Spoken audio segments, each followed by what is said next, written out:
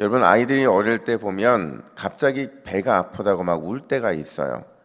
잘 먹었고 또 소화도 잘 되고 대변도 잘 보는데 그냥 갑자기 뜬금없이 배가 아프다는 거죠. 근데 병원에 가도 문제가 없어요. 그리고 약을 먹어도 뭐 그냥 그래요.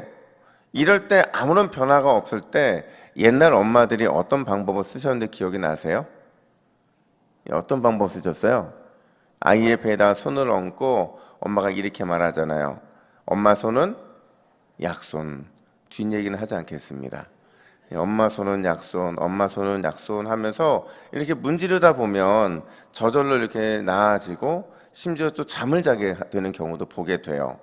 저는 요즘 사무엘하를 묵상하면서 어떻게 보면 다윗의 인생에는 굉장히 뼈아픈 아픔이고 상처인데 하나님께서 그런 다윗의 인생배, 그 인생배를 이렇게 만지고 계신 것 같은 생각이 드는 거예요. 다윗의 아프고 상처난 배를 만지시면서 하나님 손은 약손, 하나님 손은 약손 이렇게 말씀하시는 것 같다는 생각이 들더라는 거죠. 사실은 다윗의 이 이야기들이요, 특별히 오늘 본문에 집중해서 보면 하나님께서 다윗의 배, 특별히 그 배를 은혜의 약손으로 만지시면서 야, 이제 다 끝났어, 이제 다 괜찮아 하시는 것처럼 느껴져요. 왜냐하면 실제로 하나님의 징계가요, 어제 본문에서 끝이 났기 때문에 그래요. 따라서 오늘은 우리가 징계가 마무리된 오늘 본문 속에서 두 가지 교훈을 좀 한번 받을 필요가 있는데, 첫 번째가 뭐냐? 기회를 줄 수 있는 넉넉한 마음이 반드시 필요하다라는 사실입니다. 여러분, 오늘 본문의 배경 한번 생각해 보세요. 지금 오늘의 이 본문, 이 배경이 예루살렘일까요? 아니면 아직도 마하나임일까요? 어디 같아요? 이게 너무도 중요한데 지금 다윗은 마하나임에 있어요. 이상하잖아요. 분명히 압살롬의 반역이 정말 잘 마무리됐어요. 그런데도 왜 여전히 마하나임에 있는 걸까? 그 이유는요, 압살롬의 반란으로 인해서 여전히 온 이스라엘이 하나됨을 회복하지 못했기 때문에 그렇다는 거죠. 사실 이스라엘은요, 압살롬의 반역 때문에 이 감정의 골이 굉장히 깊은 상태였어요. 같은 민족끼리 싸웠잖아요. 지금도 우리도 남과 북이 갈라져서 휴전 상태에 있지만 그 감정의 골은 여전히 깊거든요.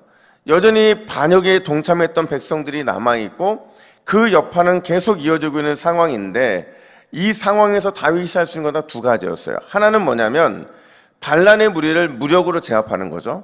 또 하나는 뭐냐면 그들에게 돌아올 수 있는 기회를 주는 거예요. 이 두 가지 중에서 다윗이 선택한 게 뭐냐? 바로 돌아올 수 있는 기회를 주더라는 거죠.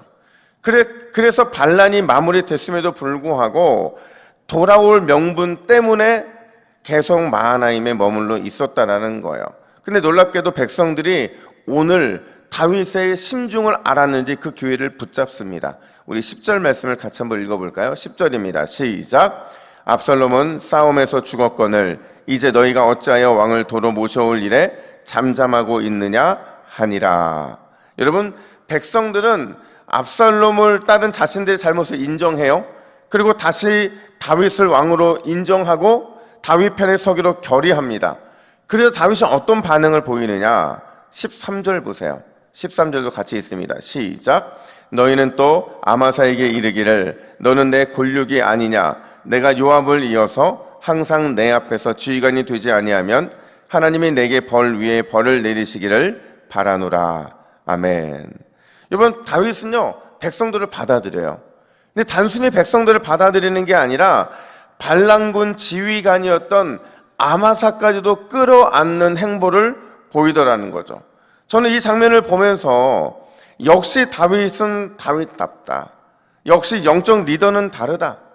영적 대장부답다라는 생각이 들어요.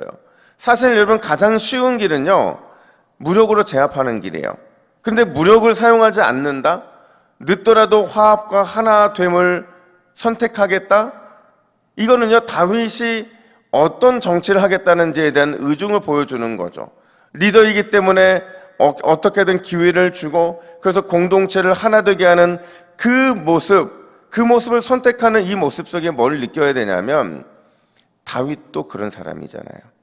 나도 하나님께 기회를 얻어서 새로운 인생을 사는 사람이기에 나도 누군가에게 새로운 기회를 줄 수 있는, 그 기회 줄 수 있는 너그러운 마음의 사람이 돼야 된다라는 사실을 그가 깨달았기 때문에 이게 가능하다라는 거예요.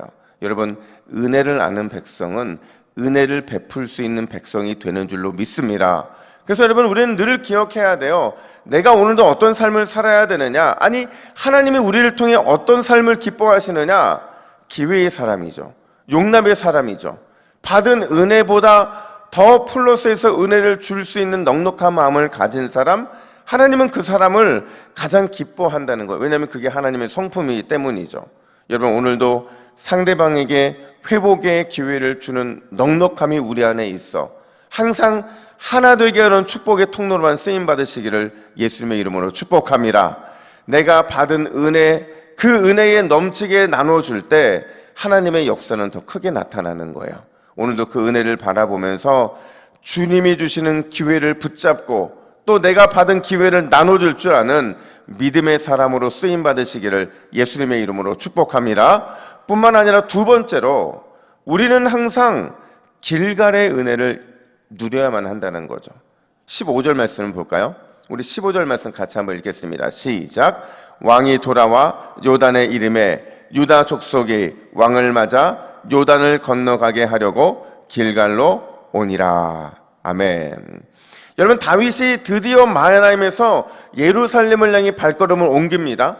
중요한 건 지금 백성들과 다윗이 어디에서 만나느냐? 어디에서 만나요, 여러분? 길갈에서 만납니다. 왜 하필이면 길갈이냐? 길갈이 가지고 있는 이 상징적인 의미 때문에 그런데요. 여러분, 길갈은요, 하나님의 은혜를 상징하고 더 큰 소망을 꿈꾸는 장소를 상징해요. 왜냐하면 여러분 잘 기억하시겠지만 출애굽한 이스라엘 백성들이 노예 생활을 마지막으로 청산한 곳이 어디였는 줄 아세요? 길갈이었어요. 길갈에서 청산하고 돌아갔죠. 왜냐하면 이 길갈이라는 단어의 뜻이, 장소의 뜻이 굴러가다라는 거예요. 무슨 말이냐면 지난 400년 동안 노예 생활을 했고 40년 동안 광야에 이 노숙 생활을 했던 그 수치를 하나님께서 이스라엘에게서 굴러가게 하셨다라는 곳이 바로 길갈이기 때문에 그런 거죠. 그래서 이스라엘 백성들은 12개의 돌을 세워서 하나님의 구원을 기억하기로 결단합니다. 그리고 하나님은 장차 그들에게 주실 이 기업을 약속하세요. 이게 길갈에서 일어난 일이거든요. 그러니까 이스라엘 백성들에게 길갈은요, 하나님의 은혜 그리고 더 큰 소망을 꿈꾸는 그런 상징적인 장소일 수밖에 없었다는 거죠. 따라서 다윗과 온 유다 사람들과 온 이스라엘 백성들이 길갈에 모였다는 건요, 이제 모든 상처와 모든 아픔을 잊고 하나님이 주실 새로운 은혜를 소망하고 새로운 이 놀라운 역사를 기대하게 만드는 그런 상황들이 펼쳐지고 있다는 걸 보여주고 있는 거예요. 여러분, 우리가 늘 기도할 때마다 기억해야 되는 것은요, 하나님이 우리를 그냥 기도의 장소로 부른 것이 아니라 길갈이라고 하는 기도의 장소로 불렀다는 사실을 우리는 잊으면 안 돼요.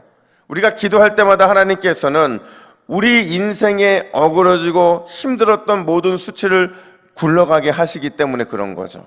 오늘도 우리가 기도할 때 하나님께서 우리의 모든 인생의 수치를 굴러가게 하시는 은혜가 있기를 간절히 축복합니다. 어떤 목사님이 이런 얘기를 하시더라고요. 어떤 집에 신방을 갔는데 그 집에요, 현관문에 여러분 육상 트랙 아세요? 육상 트랙 같은 게 깔려 있대요.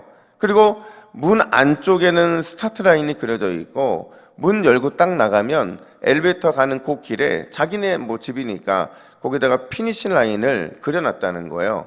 그래서 이분이 물어봤대요. 아니, 왜 집안에 스타트 라인을 그려놓고 왜 문 밖에 피니시 라인이 그려져 있는 겁니까? 했더니 이분이 하는 얘기가, 문을 열고 나가면서 오늘도 소망의 역사가 시작된다는 믿음으로 하루를 시작했으면 좋겠고, 그리고 문을 열면서 들어오면서 오늘도 은혜 가운데 잘 맞췄구나라는 믿음의 고백을 하게 하기 위해서 피니시 라인을 그려놨다라는 거예요.